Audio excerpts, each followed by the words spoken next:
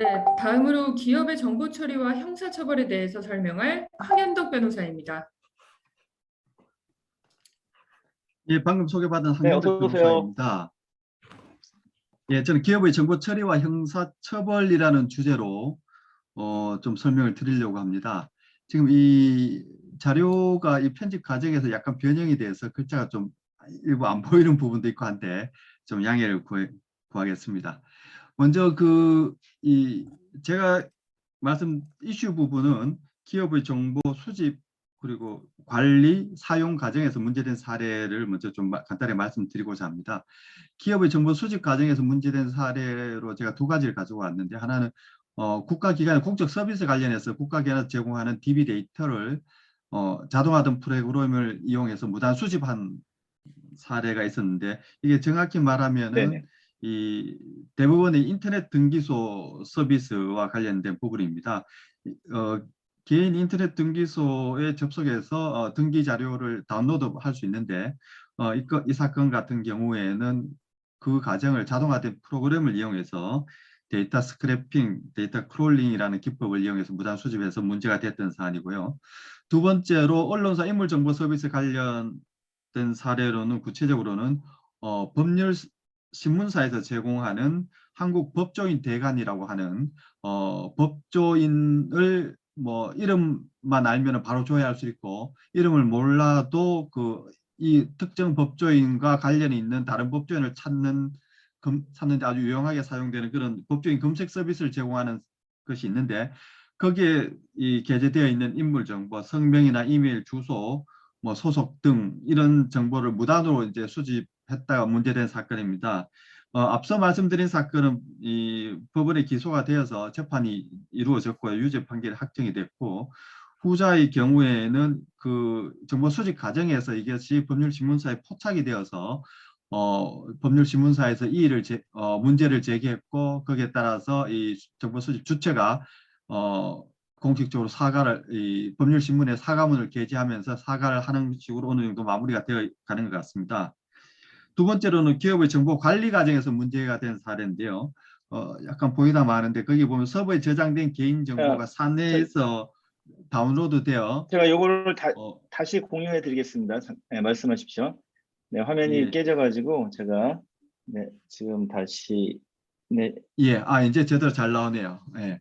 잘 서버에 나왔습니까? 네. 저장된 개인 정보가 음. 사내에서 다운로드되어서 사회에 유출되는 사례가 있었는데, 이것은 어떻게 보면은 이 정보 보안 사고에 있어서 아주 고전적인 유형이죠. 기업 내부자에 의해서 그 안에 있는 개인 정보가 다운로드되고 DRM이 해제된 다음에 사회로 빠져나갈 수도 있었던 뭐 그런 사안이 있었습니다. 그리고 세 번째로 기업의 정보 사용 과정에서 문제된 사례인데, 이것은 흔히 기업이 민원인을 직접 상대하는 업역에 있을 경우에 좀 발생할 수 있는 그런 사안인 것으로 보입니다. 첫 번째로는 민원인의 개인정보를 회사가 민원인이 그 민원을 제기하니까 그 민원을 처리하는 과정에서 민원인의 개인정보를 이제 입수하게 된 거죠. 그렇게 입수한 개인정보를 민원인이 제기한 민사소송에서 방어수단으로 활용했다. 그러니까 민원인이 민원 제기로서 어떤 문제가 해결되지 않으니까 민사상 소를 제기했는데, 그 소에 대한 응소를 해서 방어를 하면서 그 과정에서 이 기존에 확보해뒀던 민원인의 개인정보를 활용한 그런 사례가 있었고요. 두 번째로는 비슷한 사안이긴 한데, 이거는 민원인의 개인정보를 민원인에 대한 형사 고소에 활용한 사례가 있었습니다. 민원인과의 그 민원 해결 과정에서 뭔가 좀 이제 회사와 민원인 간에 제대로 해결이 되지 않고 약간 민원인 측에 좀 문제성 어떤 행동이 있게 되니까 회사 쪽에서 그 민원인을 상대로 형사 고소를 하면서 기존에 확보했던 개인정보를 활용함으로 인해서 문제가 됐던 사례입니다. 네네.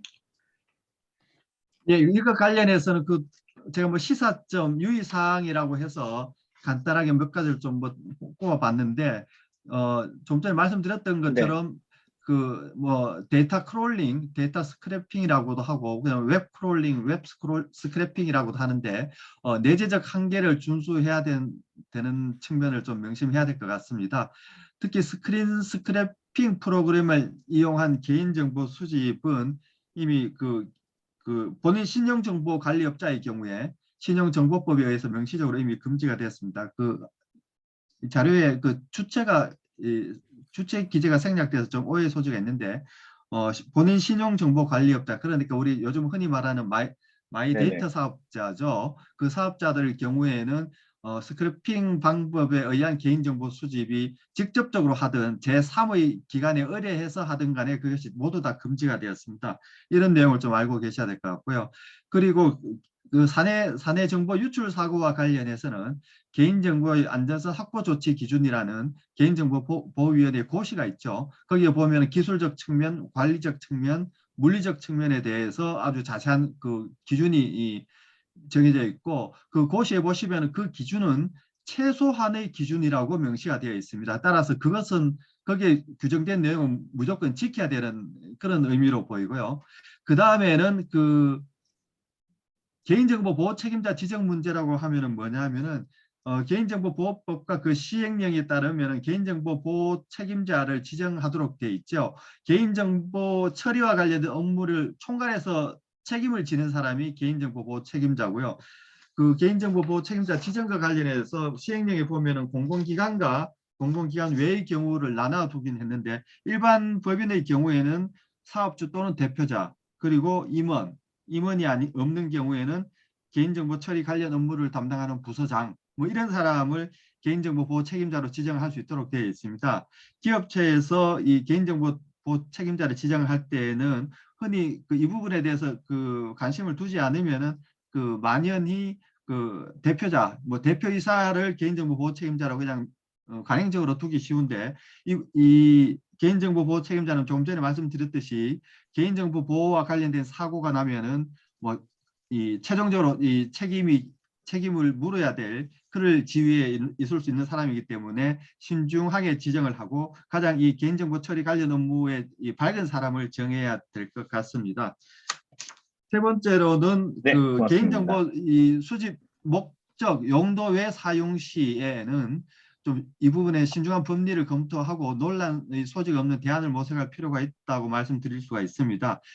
제가 뭐 명시적으로 기재하진 않았는데 논란의 소지가 없는 대안이라고 하면은 제가 이런 생각해 봤을 때는 어떤 이 개인정보를 수집한 목적이나 용도 외에 사용할 때는 이걸 적극적으로 능동적으로 사용할 것이 아니라 법원의 뭐 제출 명령이나 사실조회, 아니면 그 수사기관의 그 임의 수사 과정에서 수동적으로 제출하는 음. 형태로 해도 얼마든지 이 개인정보를 적절하게 확보한 개인정보를 활용할 수 있으니까 그런 방안을 한번 강구하고 모색할 필요가 있다는 그런 내용이었습니다. 예, 황 변호사님, 올해 저희가 1회 세미나 때 이루다 사건을 다뤘었잖아요. 예, 이루다 사건이 바로 이제 수집한 개인정보를 다른 목적으로 사용했다가 비식별화를 한다고 했지만 미처 미흡한 바람에 이제 불법 이슈가 나왔고, 개보이가 뭐 불법으로 인정해서 과징금까지 부과했으니까요. 바로 그런 경우를 말씀하시는 것 같습니다. 그럼 여기 이제 예, 비식별화를 그렇습니다. 제대로 하는 것도 이 대안의 하나로 볼 수 있겠네요. 그렇죠. 비식별화 이제 최근에 이제 이 데이터 3법 개정에 따라서 뭐 가명 정보, 익명 정보 활용을 이제 할 수 있도록 되어 있으니까 그 규정에 맞춰서 비식별화 네. 조치를 해서 그 활용할 수 있는 방법을 강구하는 것도 하나의 분명히 방법이 되겠죠. 근데 제가 이 개인정보보호법을 보면은 개인정보보호법에 그 수집한 개인정보의 목적 외 이용, 제공 뭐 등등과 관련된 법률 조항이 너무나 복잡하고 난삽하게 규정이 되어 있어서 사실 그 네. 법률가라고 하더라도 그 법 규정에 저촉이 없는 한도 내에서 제대로 이 개인정보를 변형해서 활용하는 것이 아주 쉽지 않은 것 같습니다. 따라서 이와 네. 같은 문제가 있을 때는 항상 전문가와 상의를 해서 진행하는 것이 가장 안전하겠습니다. 사실 B2C 서비스 중에 개인정보를 다루지 않는 서비스는 없고요. B2B라 할지라도 결국 이제 개인정보를 다루게 되니까 우리 황현덕 변호사와 김창혁 변호사를 함께 찾아오면 되겠네요.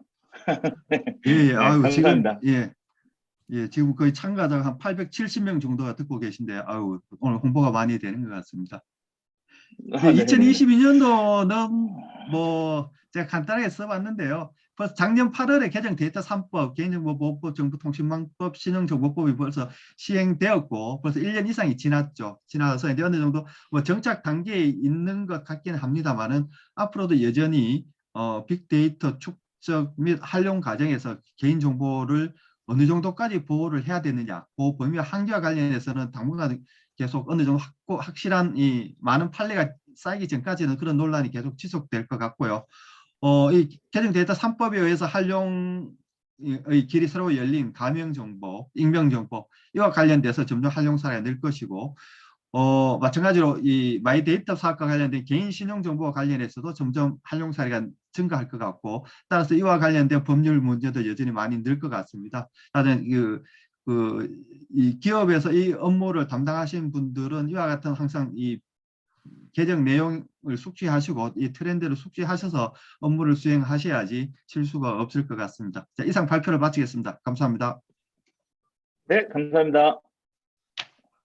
네, 기업 내부에서 발생하는 업무 데이터를 분석해서 여러 용도로 활용할 경우에 직원과 회사 간에 해당 데이터 사용에 대한 권리가 충돌할 가능성이 있을 것 같다.